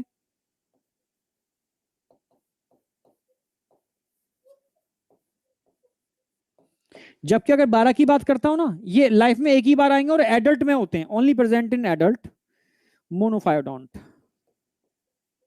मोनोफायोडोंट,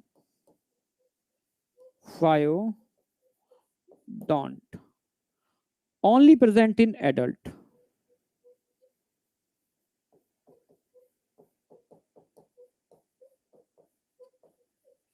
ये दोनों डेंटिशन का पार्ट नहीं है। जो 12 दांत होते हैं ओनली और ओनली एडल्ट में मिलते हैं, सेकेंडरी डेंटिशन का पार्ट है। जबकि अगर मैं 20 टीथ की बात करता हूं, प्राइमरी डेंटिशन में भी मिलते हैं और सेकेंडरी डेंटिशन में भी मिलते हैं, दोनों ही डेंटिशन के अंदर मिलते हैं, समझे। अच्छा, 30 दांत लिख दिए मैंने 32 की जगह, अरे भाई क्या हो गया आज, कोई नहीं।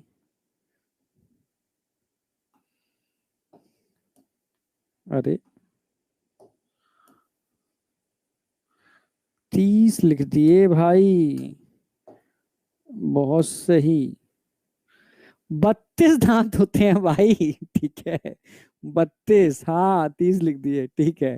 तभी मैं कहूँ 20 और 12 32, 30 कैसे लग गया, हाँ भाई 32। ठीक है, अभी तुम लोगों के 32 दांत आए या नहीं आए पता नहीं मुझे, तुम 18 के तो हो चुके हो, 32 दांत अभी नहीं आए होंगे। कितनों के 32 दांत आ चुके हैं? कितने लोग एडल्ट हो चुके हैं, 32 दांत आ चुके हैं? नहीं, हाँ मैं समझ गया, अभी नहीं होंगे। पता है मेरे 33 टीथ थे, 33 दांत, एक और एक्स्ट्रा था, ठीक है, एक एडिशनल टीथ, 33, पर टूट गया वो, ठीक है, वापस 32 रह गए, आगे 33 बाहर निकला हुआ था एक एडिशनल, समझे? अरे कई कई के हैं, यानी एडल्ट हो गए, चलो कोई नहीं, ठीक है, वापस आ जाओ। अगर मैं 20 टीथ की बात करता हूं तो 20 कौन से टीथ होते हैं बताओ जरा, ठीक है, 20 में कौन से टीथ होते हैं? तो आगे वाले टीथ होते हैं, कटिंग टीथ होते हैं, यानी 20 के अंदर बात करूंगा तो इंसिसर इसमें होते हैं, प्लस कैनाइन टीयरिंग टीथ होते हैं, प्रीमोलर यहां पर नहीं होते, प्रीमोलर नहीं होते, और मोलर की अगर मैं बात करूं, मोलर, मोलर भी फर्स्ट एंड सेकंड होते हैं, थर्ड मोलर नहीं होता, ठीक है, ये टीथ प्रेजेंट होते हैं, जो टीथ प्रेजेंट होते हैं, प्रेजेंट। इंसिसर कितने होते हैं? टोटल इंसिसर कितने होते हैं, टोटल बताओ, टोटल इंसिसर कितने होते हैं? इंसिसर आगे के दो दांतों को इंसिसर बोलते हैं, ठीक है, दो और दो, दो और दो, चार और आठ, आठ इंसिसर होते हैं। कैनाइन एक दो तीन चार, चार कैनाइन होते हैं, ठीक है, प्री मोलर होते नहीं है, मोलर एक दो, पहले और दूसरा, फर्स्ट एंड सेकंड, ठीक है, दो दो दो दो, आठ मोलर। अब जरा काउंट करो, प्री मोलर, प्री मोलर नहीं होते, तो इंसिसर आठ होते हैं, कैनाइन चार होते हैं, और मोलर पहला और दूसरा इधर होगा, पहला और दूसरा इधर होगा ऊपर वाले में, और पहला दूसरा नीचे होगा, पहला दूसरा नीचे होगा, टोटल आठ टीथ हो गए। टोटल कितने हो गए, काउंट करोगे इनको तो ये हो जाएंगे 20 दांत। कौन से दांत नहीं होते, एब्सेंट कौन से होते हैं, ये मैं सेम वैसे क्वेश्चन आते हैं, ठीक है, एब्सेंट टीथ कौन से होते हैं इस डेंटिशन के अंदर? आप बोलोगे प्री मोलर एब्सेंट है, प्लस पहला दूसरा तो है, थर्ड मोलर नहीं है, थर्ड मोलर एब्सेंट है। प्री मोलर कितने होते हैं टोटल? टोटल प्री मोलर दो होते हैं, दो प्री मोलर होते हैं, दो एक तरफ, दो इधर दो इधर दो इधर, टोटल आठ प्री मोलर हो गए, थर्ड मोलर टोटल चार हो जाएंगे, आठ और चार 12, तो टोटल कितने टीथ नहीं होते? 12 दांत यहां नहीं होते, एब्सेंट होते हैं, समझना। ये प्रेजेंट की बात की है, कौन से प्रेजेंट होते हैं प्राइमरी डेंटिशियन में, और कौन से एब्सेंट होते हैं प्राइमरी डेंटिशियन में, ऐसे क्वेश्चन पूछा जाता है, ठीक है। ऐसे कौन से टीथ होते हैं जो ओनली और ओनली एडल्ट में होते हैं? 12। तो कौन से 12 एडल्ट में होंगे और कहीं नहीं होंगे? ओनली सेकेंडरी डेंटिशियन में होंगे, प्राइमरी में नहीं होंगे, तो आप समझ गए, प्री मोलर की बात कर रहा हूं, प्लस थर्ड मोलर की बात कर रहा हूं। तो प्री मोलर और थर्ड मोलर ओनली और ओनली एडल्ट या सेकेंडरी डेंटिशन में होते हैं, लाइफ में एक ही बार आते हैं, बार बार नहीं आते, समझ रहे हो? जबकि ये 20 टीथ 2 बार आते हैं, दोनों डेंटिशन का पार्ट है, जबकि प्री मोलर और थर्ड मोलर प्राइमरी डेंटिशन का पार्ट नहीं है, ओनली प्रेजेंट इन सेकेंडरी डेंटिशियन। तो ये 12 दांत होते हैं, इसमें प्री मोलर और थर्ड मोलर होता है, मोनोफायोडंट होते हैं, लाइफ में एक बार आते हैं, only present in adult, adult में होते हैं, प्राइमरी डेंटिशियन का पार्ट नहीं है। अब बताओ समझ में आया नहीं आया, यस या नो? 20 टीथ दोनों डेंटिशियन में देखो, ठीक है, 20 टीथ रिप्लेस हो गए, रिप्लेस रिप्लेस हो गए ये, यानी 20 टीथ की अगर बात करूं, डाइफायोडोन, डाइफायोडोन का मतलब present in both dentition, present in both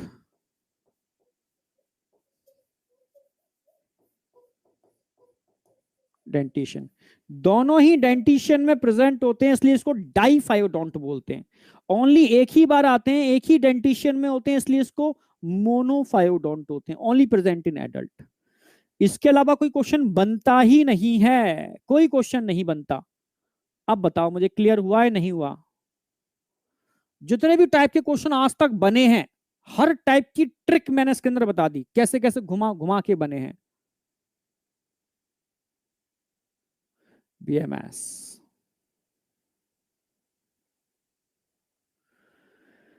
मेरी बात मानो ना, तो तुम सुबह उठ के पेस्ट करो या ना करो, ये तुम्हारा इशू है, ठीक है। अगर फ्रेशनेस चाहते हो तो कर सकते हो, ठीक है, सुबह उठ करके। समझना, सुबह उठ के तुम्हारा मतलब वो है, मेरी बात मानो, पर सोने से पहले अच्छे से ब्रश करके सोया करो, ठीक है।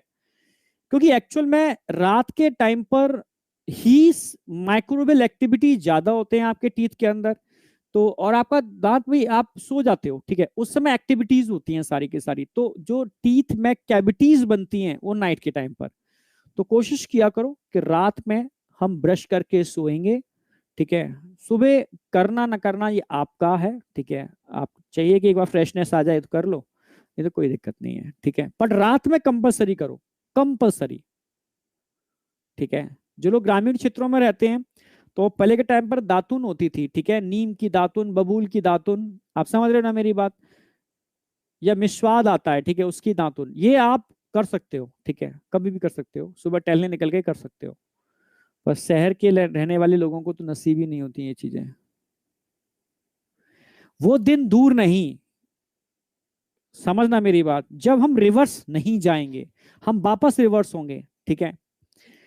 जो बच्चे सेलेक्ट ना हो पाए, सपोज किसी कारण से सेलेक्ट नहीं हो पाए, कोई फर्क नहीं पड़ता, ठीक है, कोई फर्क नहीं पड़ता। मैं हमेशा एक ही बात बोलता हूं, सक्सेस होना लाइफ में सबसे इंपॉर्टेंट रोल प्ले करता है, ठीक है, समझ रहे हो ना, सक्सेस होना। और उसके लिए रूट कोई भी हो, मेडिकल के थ्रू भी हो सकता है, ठीक है। तो अब आप जो दूर की सोच रखता है, ठीक है, फ्यूचर में रिक्वायरमेंट क्या होने वाली है, फ्यूचर में किस तरीके से चीजें वापस आने वाली हैं, आप एक अच्छे बिजनेसमैन भी बन सकते हो, ठीक है। तो अब ट्रेंड आने वाला है, ज्यादा नहीं, आगे आने वाले देखो 5-6 सालों के अंदर वापस हम रिवर्ट गांव की तरफ होंगे, वापस उन्हीं चीजों की डिमांड करेंगे। अगर आपने ये चीजें शहरों में प्रोवाइड करा दी, ठीक है, जैसे आप समझना, गेहूं हमारी डाइट का पार्ट नहीं था। आपको लगता है गेहूं हम खाते हैं बड़ा, इंडियन इंडियन डाइट का पार्ट नहीं है गेहूं, ठीक है। उसमें ग्लूटिन होता है, ठीक है, जो काफी मतलब हेल्थ के लिए अच्छा नहीं होता। हम मोटा अनाज खाते थे, ठीक है, जिसलिए हम 100 साल जी पाते थे, बहुत मतलब पावरफुल होते थे हम लोग, ठीक है, युद्ध लड़ते थे बड़े बड़े बहाले, और मतलब उनको यूं ही उठा लेते थे। और आज तुम ही उठ जाओगे, समझ रहे हो ना मेरी बात, कुछ नहीं है, ठीक है, समझ रहे हो ना, आप समझना मेरी बात। तो हम मोटा अनाज खाते थे, हम ज्वार खाते थे, हम बाजरा खाते थे, हम रागी खाते थे, हम मक्का खाते थे, ठीक है। आप समझना, हम गेहूं नहीं खाते थे, गेहूं हमारी डाइट का पार्ट ही नहीं था, समझ रहे हो। हम मोटा अनाज जिसमें ग्लूटिन नहीं होता, जो हेल्थ के लिए बहुत परफेक्ट होता है, जो आपकी गट और इंटेस्टाइन को हेल्दी बनाता है, जिसमें फाइबर और कैल्शियम, रागी बहुत कैल्शियम होता है इसके अंदर, ठीक है, ये चीज आपको हेल्दी बनाती है। तो आप फ्यूचर में, ठीक है, आप उन चीजों को स्टार्ट कर सकते हो, उनका स्टार्टअप कर सकते हो जो हेल्थ कॉन्शियस चीजें हैं, ठीक है। आप अगर शहर में, ठीक है, नीम की, बबूल की और इनकी दातुन प्रोवाइड करा दो पैकेट की फॉर्म में, आप ऐसे फूड प्रोवाइड करा दो जो हेल्थ के लिए हाईली इफेक्टिव है। आप एंटी एजिंग पर काम कर सकते हो, एंटी एजिंग सब्सटेंस या वो हर्ब्स जो एज को रिड्यूस करती हैं, ठीक है, या बुढ़ापे को दूर करती है, बहुत सारी होती हैं, जिसमें तो विटामिन ई कंटेंट बहुत ज्यादा होते हैं, ठीक है। तो फ्यूचर में यार ऐसी ऐसी चीजें की जा सकती हैं, ठीक है, जिसमें आपको मजा आए, ठीक है, मतलब आप इंजॉय करो। आप समझ रहे हो, जैसे मुझे पढ़ाने में बहुत मजा आता है, ठीक है, पर पढ़ाना इतना मतलब आप सब वही पढ़ा सकता है जुनून से जिसको मजा आता है, नहीं तो हर कोई नहीं पढ़ा पाएगा, चीख के 1 घंटे में ढेर हो जाता है इंसान, ठीक है। आप समझ मेरी बात, तो चीजें डिपेंड करती हैं कि आप क्या किस चीज में ज्यादा इंजॉय करते हो, ठीक है। आप समझ रहे हो। अभी मैं एक बीच में गया था, मैं एक जगह रुकने के रास्ते में जा रहे थे, रुके थे हम लोग, ठीक है। तो या एक मेरे मित्र थे, वो भी मतलब उन्होंने भी पूरा सेटअप लगाया अपना, ठीक है। एक कह सकते हो कि जगह जगह टूरिस्ट प्लेस होते हैं, तो उन्होंने कुछ ग्रामीण वाली व्यवस्था की है। ग्रामीण व्यवस्था का मतलब समझ रहे हो, उन्होंने रुकने के लिए जो कमरे बनाए हैं वो गोबर को लीप करके डेकोरेट करके एसी लगा है उनके अंदर, ठीक है। पर वो फील दिया है पुराना वाला कल्चर, जिसमें रुकने के लोग 6 से 7 हजार रुपए पर डे के देते हैं, 6 से 7 हजार रुपए पर डे पर नाइट। तो काम कोई भी बुरा नहीं है, डिपेंड करता है क्रिएटिविटी कहां से आ रही है, ठीक है, क्रिएटिविटी कहां से आ रही है, ठीक है। तो मैं इसलिए कहता हूं कि ऐसा कुछ नहीं है, ठीक है, आप कुछ भी करो यार, कुछ भी करो, हर चीज में परफेक्शन परफेक्शन होना चाहिए, क्रिएटिविटी होनी चाहिए, डिफरेंट होनी चाहिए। भाई पब्लिक की डिमांड क्या है, पब्लिक चाहती क्या है, ठीक है, आप अपने ऊपर फील किया करो, यार अगर मेरे पास ऐसा होता तो मैं ये करता, अब मैं इससे समस्या मेरे सामने आ रही है, इसका समाधान क्या होता, तो समाधान आप भी ढूंढो ना उन चीजों का। तो ये चीजें तभी कहता हूँ, ये टेंशन कभी जो बच्चे नेगेटिव थॉट्स लाते हैं ना, मैं उन बच्चों से कह रहा हूँ, मेरे प्लीज मेरे बेटे, ठीक है, मेरे भाइयों, ठीक है, क्या बताऊं मैं आपको, ठीक है, जो भी हो मेरे, ठीक है, मेरे अपने सब जो भी है, तो आप हमेशा ये सोचो कि क्या बेटर कर सकते हो, ठीक है। सिलेक्शन हो जाए तो बहुत अच्छी बात है, नहीं हो जाए कोई फर्क नहीं पड़ता, कुछ और सोचेंगे और बेटर सोचेंगे, ठीक है। इसलिए मैं हमेशा पॉजिटिव रहा करो, ठीक है, दम लगा के पढ़ेंगे, जो सीखेंगे इस सीख के इसको अप्लाई करेंगे, इसको यूटिलाइज करेंगे, ठीक है। समझे नहीं समझे, बहुत सारी चीजें, बहुत सारी, ठीक है। अगर डेयरी के मैं बारे में बताना चालू करूँ तो डेयरी फार्म हाउस, और भाई अल्टीमेट, कोरोना के अंदर भी लोग करोड़पति हो गए इसके अंदर, फूड से रिलेटेड कोई भी बिजनेस स्टार्ट कर सकते हो, ठीक है। पर आपको सर अभी क्यों बता रहे हो, यस अभी जरूरत नहीं है, अभी आपको, ठीक है, डॉक्टर ही बनना है एकदम जुनून के साथ, पर बहुत सारी चीजें हैं, ठीक है, आप कर सकते हो, अपने खुद के स्टार्टअप लगा सकते हो, ठीक है। पर अगर आप डॉक्टर बन गए तो आपकी एक सिग्नेचर की वैल्यू हजारों होती है, ठीक है। आपको फिजिकल वर्क कम करना पड़ेगा, आप समझ रहे हो, मतलब वो फिर बात ही अलग है, आप भगवान के समतुल्य हो गए, ठीक है। बट ये नहीं तो ये नहीं तो ये, पर मैं सक्सेस होके दिखाऊंगा, ये जुनून होना चाहिए बस, ठीक है। चलो वापस आ जाओ, करते हैं स्टार्ट। हाँ भाई, बात रिटर्न वापस गांव में होगा, हर शहरवासी गांव में अपना ठिकाना जरूर ढूंढ रहा है, क्योंकि पता है रिटर्न वापस वहीं होंगे हम, इस पॉल्यूशन वाली जगह पर नहीं रह पाएंगे लोग, रिटर्न वापस होंगे, रिटर्न वापस होंगे, और धीरे धीरे गांव भी शहर में तब्दील होते जा रहे हैं, जिसको रोकना है, वापस आओ, ठीक है। तो टू सेट ऑफ टीथ समझ में आ गए, मुझे नहीं लगता यहां तक आपको कोई डाउट होना चाहिए। अच्छा, इनको डायग्रामेटिकली भी समझा सकते हैं, समझा दें, हो जाएगा इसमें, जैसे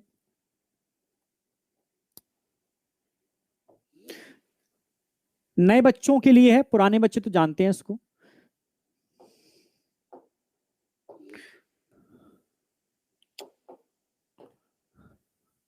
ओनली फॉर न्यू स्टूडेंट्स, ठीक है।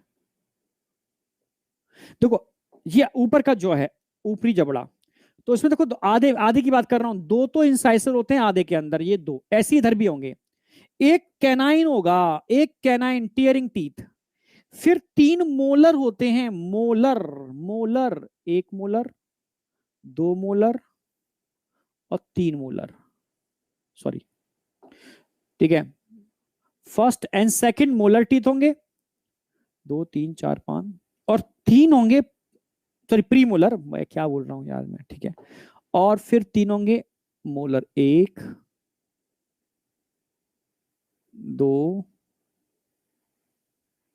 अक्कलदाढ़, तीन, ठीक है। तो अगर टीथ का स्ट्रक्चर देखोगे ना, तो दो तो ये तो हो गए इंसिसर, कलर से रिप्रेजेंट कर दिए मैंने, दो गए इंसिसर, एक हो गया कैनाइन, दो हो गए प्री मोलर, और तीन हो गए मोलर, ठीक है। यानी इंसिसर कितने हैं, दो, कैनाइन कितना है, एक, प्रीमोलर कितने हैं, दो, और मोलर कितने हैं, तीन, पांच छह सात आठ, टोटल आठ दांत इधर होंगे, ऐसी आठ इधर होंगे, ऐसे ही लोअर जॉ में भी तो होगा यही चीज, फिर लोअर जॉ में भी आठ इधर होंगे और आठ इधर होंगे, टोटल कितने टीथ हो गए, टोटल 32 टीथ हो गए, ठीक है। तो अगर मैं एडल्ट की बात करता हूं तो एडल्ट में 32 टीथ होते हैं, पर मिल्क दूध के दांत की बात करता हूं, बच्चों के अंदर प्री मोलर नहीं होते और थर्ड मोलर भी नहीं होता, इसको अक्कल दाढ़ बोलते हैं, क्योंकि 18 के बाद आती है, कहते हैं अक्कल आ गई, अक्कल दाढ़ आ गई, समझ समझ में आया नहीं आया, ठीक है। तो ये थोड़ा सा डेंटल फॉर्मूला, मतलब सिक्वेंस ध्यान रखनी है आपको, और कुछ नहीं, ठीक है। आगे आते हैं। अच्छा, अब टाइप्स ऑफ टीथ की बात चल रही है, आ जाओ।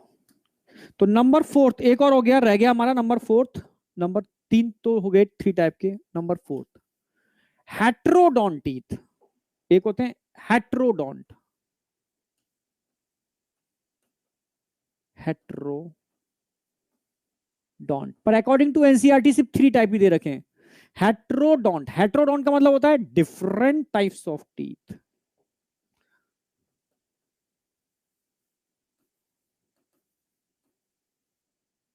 डिफरेंट टाइप्स ऑफ टीथ, समझना, different types of teeth, different types of teeth, ठीक है। यानी टीथ का एक प्रकार नहीं, कई प्रकार के देखोगे, जैसे फिश में सारे सारे होमोडोंट होते हैं एक जैसे, फ्रॉग के अंदर होमोडोंट, मतलब जहां भी होंगे होमो, पर आगे देखोगे तो हमारे अंदर हेट्रो, हेट्रो का मतलब जैसे अभी मैंने बताया, हेट्रो में क्या क्या आ गए, हेट्रोडोंट का मतलब हो गया डिफरेंट टाइप्स, जैसे अभी मैंने बताया इंसिसर होते हैं,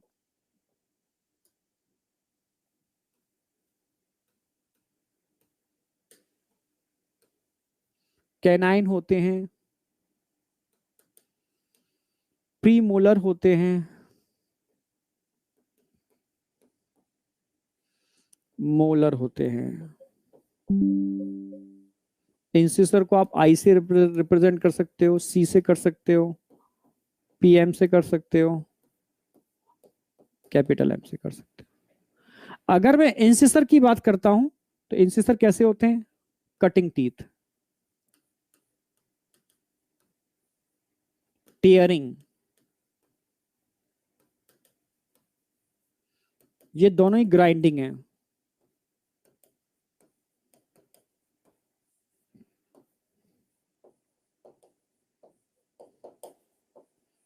दोनों ही ग्राइंडिंग टीथ है।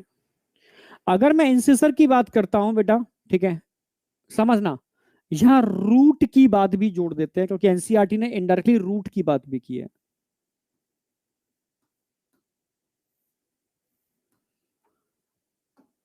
अगर मैं इंसिसर की बात करता हूं, इसमें नंबर ऑफ रूट कितने होंगे, और कैनाइन की बात करता हूं, इसमें भी नंबर ऑफ रूट कितने होंगे, इन दोनों की बात कर लेते हैं एक साथ।